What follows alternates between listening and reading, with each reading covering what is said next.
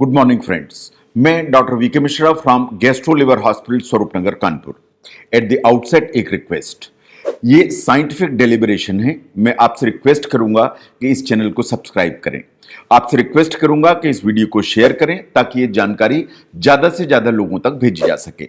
आज मैं बात करूंगा कॉम्प्लिकेशंस ऑफ सिरोसिस लिवर के बारे में। आप जानते हैं कि cirrhosis liver is a common problem and ये सिरोसिस लिवर की वास्तव में परमानेंट डैमेज की एक प्रॉब्लम है जो कॉम्प्लिकेशन प्रोन है। ना ओवरऑल अगर हम आप देखें तो जो सिरोसिस लिवर है उसमें वास्तव में हमारा जो लिवर है उसके अंदर परमानेंट डैमेज या स्कारिंग होने लगती है।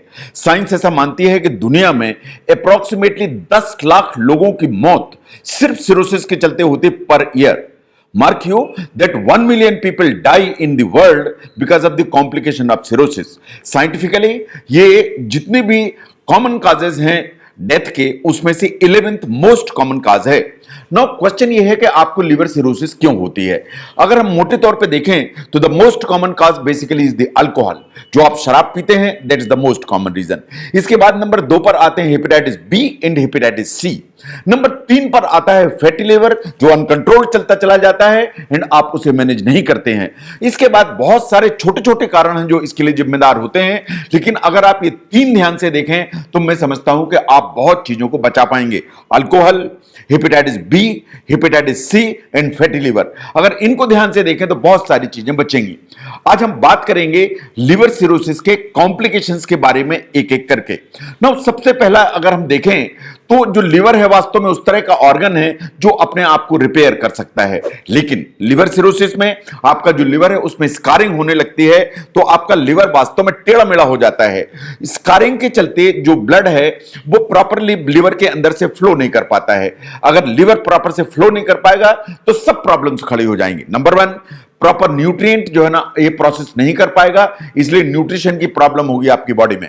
जो बाइल बनता है या पित्त बनता है लिवर के अंदर वो मैनेज नहीं होगा तो आपको जॉन्डिस होने का खतरा बढ़ जाएगा।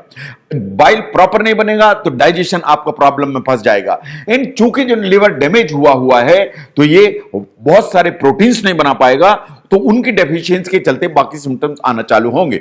नंबर 1 पर आता है ब्रूजिंग एंड ब्लीडिंग। हमारा जो लिवर है वो एक प्रोटीन नहीं बना पाता है जिसे कहते हैं प्रोथ्रोम्बिन। प्रोथ्रोम्बिन नहीं होगा तो आपकी जो ब्लड वेसल्स हैं जो स्किन के नीचे होती हैं उनमें से स्पॉन्टेनियस ब्लीडिंग होने लगेगी। ये यहां की जो स्किन के नीचे की जो खून की नस है वो फट जाएगी और आपको ऐसे लाल काले नीले चकत्ते होना चालू हो जाएंगे। This is basically easy bruising and bleeding जो प्रोथ्रोम्बिन के चलते होती है। Number 2 is the portal hypertension. आपने हमेशा सुना होगा कि डॉक्टर कहते हैं कि सिरोसिस है और उसके साथ में पोर्टल हाइपरटेंशन है। वास्तव में जो हमारा लिवर है उसको खून 2 तरह से मिलता है। Number 1, it comes from the intestine, second it comes from the hepatic artery. जो इंटेस्टाइन से आता है इसे कहते हैं पोर्टल वेन, जिसके चलते ब्लड इंटेस्टाइन में आता है। जब भी लिवर स्कार्ड हो जाता है, टाइट हो जाता है, इरेगुलर हो जाता है तो जो पोर्टल वेन है उसका जो ब्लड है वो इंटेस्टाइन में प्रॉपर्ली नहीं जा पाता है। इंटेस्टाइन में प्रॉपर्ली नहीं जा पाता है तो जो पोर्टल वेन है वो वास्तव में फूलना चालू हो जाती है, उसके अंदर प्रेशर बढ़ना चालू हो जाता है। उसके अंदर प्रेशर बढ़ेगा तो आपके खाने की नली में कुछ नसें फूल जाएंगी जिन्हें कहते हैं ईसोफेजियल वेरिसेस। आपके खाने की थैली में कुछ नसें फूल जाएंगी जिन्हें कहते हैं गैस्ट्रिक वेराइसिस। तो ज्यादा प्रेशर अगर होगा तो जैसा आप फोटोग्राफ में देख रहे हैं ये नसें फट जाती हैं, आपको खून की उल्टी होने लगती है। तो जो लिवर सिरोसिस में वास्तव में खून की उल्टी होती है वो इन नसों के फटने के चलते होती है, which is a dreaded complication और ये लाइफ थ्रेटनिंग भी माना जाता है, इसलिए इस पर ध्यान देने की जरूरत है। Now over a period of time अगर आपका लिवर प्रॉपर काम नहीं कर रहा है तो आपके पेट में पानी भरने लगेगा। जो पेट में पानी भरता है उसके साथ में पैर में भी स्वेलिंग आने लगेगी। ये जो प्रॉब्लम है ये 2 कारणों से आती है। Number 1 is the portal hypertension कि आपके पोर्टल वेन के अंदर प्रेशर ज्यादा है इसलिए पेट में पानी भरेगा। And number 2 basically is low formation of albumin कि प्रोटीन एल्ब्यूमिन नहीं बन रहा है, उसकी डेफिसिट है तो आपका ऑस्मोटिक प्रेशर वास्तव में कम हुआ है, इसके चलते आपको पानी भरने लगेगा। नाउ कभी कभी ये जो पानी है उसमें कुछ इंफेक्शंस होने लगते हैं जिसे कहते हैं स्पॉन्टेनियस बैक्टीरियल पेरिटोनाइटिस। ऐसा माना जाता है कि जो पेट के अंदर की इंटेस्टाइन है उसमें से कुछ बैक्टीरिया हैं जो वास्तव में इस पानी में आ जाते हैं और इंफेक्शन क्रिएट कर देते हैं। साइंटिफिकली अगर स्पॉन्टेनियस बैक्टीरियल पेरिटोनाइटिस को हम देखें तो it is one of the very dreaded complication जो सिरोसिस के पेशेंट्स हैं उनकी जान लेने की ताकत रखता है।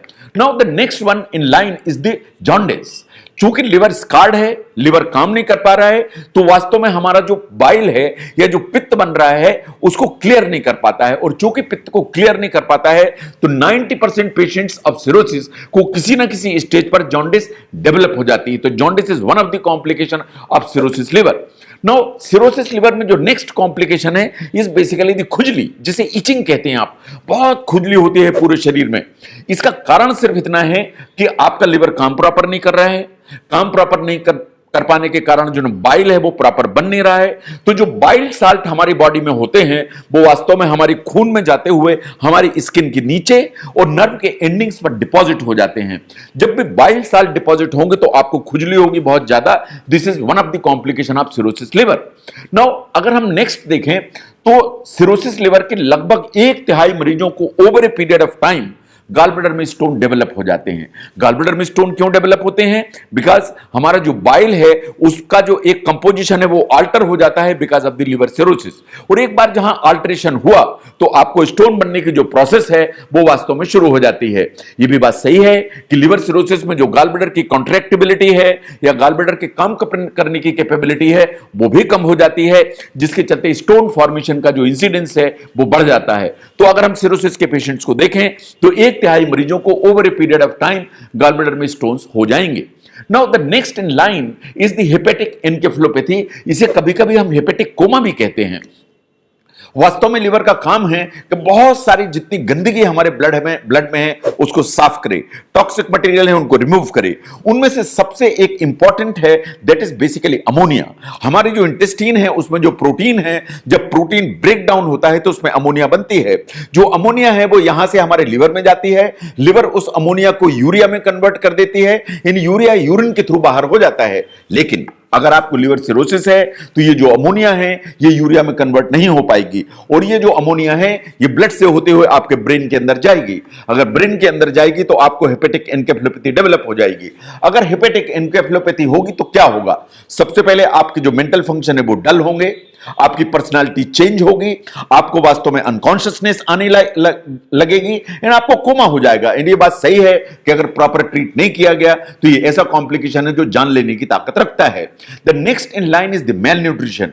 जो लिवर है वो सभी न्यूट्रिएंट को प्रोसेस करता है, उनको प्रोसेस करके हमारी बॉडी को देता है, चाहे वो प्रोटीन हो, कार्बोहाइड्रेट हो, फैट हो। बट सिरोसिस लिवर में नहीं काम करने के कारण, चूंकि काम प्रॉपर लिवर नहीं कर रहा है तो जो न्यूट्रिएंट्स हैं वो हमारी बॉडी को नहीं मिल पाते हैं। नहीं मिलेंगे तो क्या होगा? आपको वीकनेस रहेगी, आपका वेट लॉस होगा। इन over a period of time आपका बहुत सारा मसल लॉस होगा, मसल वेस्टिंग होगी। आप देखेंगे कि बॉडी में सिर्फ हड्डियां बची हैं और स्किन बची है, मांसपेशियां जैसे गायब हो गई हैं। इसे कहते हैं सार्कोपीनिया। ये जो मेल न्यूट्रिशन है ये भी सिरोसिस लिवर के कारण होता है। Next in line is the enlarge spleen. बीमारी तो लिवर की है लेकिन तिल्ली बहुत बढ़ जाती है।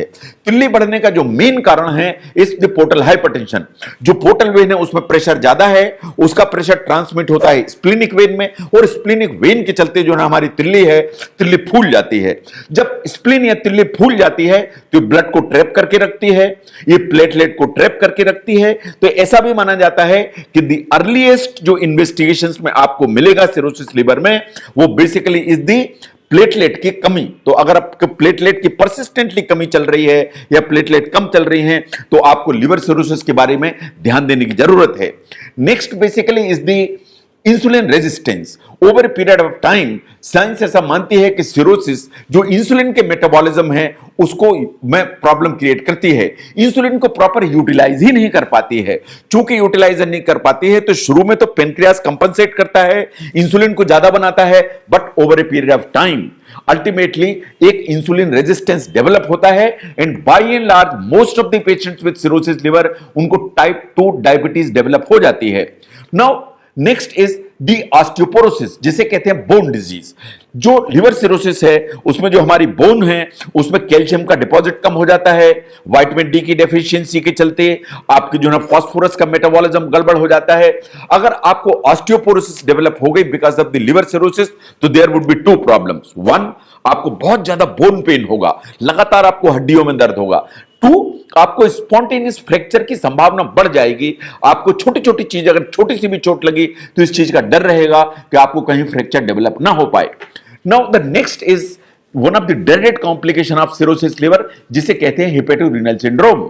जब आपको लिवर सिरोसिस है, आपको पोर्टल हाइपरटेंशन है, उसके चलते अल्टीमेटली आपकी किडनी के ऊपर इफेक्ट आना चालू हो जाता है। एक बार किडनी पे इफेक्ट आना चालू हो जाता है तो आपकी किडनी डैमेज होने लगती है, उसके काम करने की जो कैपेबिलिटी है वो बेसिकली रिड्यूस हो जाती है। ये जो प्रॉब्लम है ये बेसिकली लिवर से रिलेटेड है। ऐसा नहीं है कि किडनी में कोई प्रॉब्लम है, प्रॉब्लम तो लिवर में ही है, बट उसके चलते जो किडनी के काम करने की कैपेबिलिटी है that is not up to the mark, जिसके चलते प्रॉब्लम होती है। जहां तक हेपेटोरेनल सिंड्रोम का सवाल है, ये बहुत सीरियस कॉम्प्लिकेशन माना जाता है। ऐसा माना जाता है कि आपको अगर एक बार हेपेटोरेनल सिंड्रोम डेवलप हुआ, उसको आपने प्रॉपर मैनेज नहीं किया, तो over a period of time ये वास्तव में फेटल हो सकता है, लेकिन आपकी जान लेने की ताकत रखता है। Then the next dreaded complication is the liver cancer, particularly with hepatitis B and hepatitis C। जब भी सिरोसिस डेवलप होती है तो आपको जो है लिवर कैंसर होने की पॉसिबिलिटी हमेशा ज्यादा हो जाती है। जहां तक हम अमेरिकन कैंसर सोसाइटी को देखें, what they say that in all liver cancers at one stage or other, कहीं ना कहीं आपको लिवर सिरोसिस का थोड़ा सा एलिमेंट तो दिखाई देता है। The next in line is the acute on chronic liver disease, that is ACLF। Over a period of time जो सिरोसिस लिवर है उसमें एक्यूट एक्सासर्बेशंस होते हैं, मल्टी ऑर्गन फेलियर होता है, एंड बहुत सारे जो है इनके इन्वॉल्वमेंट के चलते ये प्रॉब्लम खड़ी हो जाती है। एंड एक बार अगर आपको सिरोसिस के ऊपर ACLF डेवलप हुआ, साइंस ऐसा मानती है that this is one of the complication जो आपकी जान लेने की ताकत रखता है। नाउ कुछ छोटी छोटी चीजें हैं जो सिरोसिस में प्रॉब्लम क्रिएट करती हैं। चूंकि लिवर के काम करने की ताकत कम है, इसकी जो वर्किंग कैपेबिलिटी लो है, तो आप जो भी मेडिसिन अदरवाइज दूसरी चीजों के लिए लेते हैं उनकी सेंसिटिविटी अल्टर होने लगती है। से फॉर एग्जांपल आपको डायबिटीज मेलाइटिस है, आप मुंह से खाने वाली गोलियां लेते हैं, लेकिन अगर आपको सिरोसिस है तो उसके चलते आपके जो इन गोलियों का जो मेटाबॉलिज्म है वो अफेक्टेड होगा, एंड चूंकि ये अफेक्टेड होगा तो शायद आपको इंसुलिन ही बेटर चॉइस होगी। तो बहुत सारे जो मेडिसिन आप लेते हैं, अगर आपको लिवर सिरोसिस है तो आपको अपने डॉक्टर से कंसल्ट करने की जरूरत है कि वास्तव में इसके लिए क्या किया जाना चाहिए। नाउ आपको इस चीज को समझने की जरूरत है दैट लिवर की जो सिरोसिस है वो कुछ उस तरह की बीमारी है जो लाइफ लॉन्ग चलती है। ये बात सही है कि ये परमानेंट डैमेज की बीमारी है, लेकिन अगर आप अपना न्यूट्रिशन ठीक करें, आप जो है ना जो अफेंडिंग एजेंट्स हैं like alcohol, hepatitis B, hepatitis C, इनको प्रॉपरली मैनेज करें, एंड अगर आप कॉम्प्लिकेशंस को ठीक से पहचानते और बचाते चले जाएं, ठीक से पहचानते और बचाते चले जाएं, तो साइंस ऐसा मानती है कि as far as the longevity is concerned with cirrhosis liver, वो बहुत ज्यादा कॉम्प्रोमाइज नहीं होती। अगर कॉम्प्लिकेशंस नहीं होंगे तो आपकी जो लॉन्गेविटी है वो उतनी कॉम्प्रोमाइज नहीं होगी, एंड आपकी जो लाइफ एक्सपेक्टेंसी है वो अप टू द मार्क रहेगी। मैं समझता हूं कि आपको, आपके घर में किसी को, आपके फ्रेंड्स में से या सोसाइटी में आपके जानने वालों में से किसी को सिरोसिस लिवर है तो उसके कॉम्प्लिकेशंस के बारे में उन्हें सचेत रहना चाहिए, so that they can be avoided, they can be treated so that longevity proper रहे। मैं doctor VK Mishra from gastro liver hospital Swaroopnagar Kanpur. Thank you very much.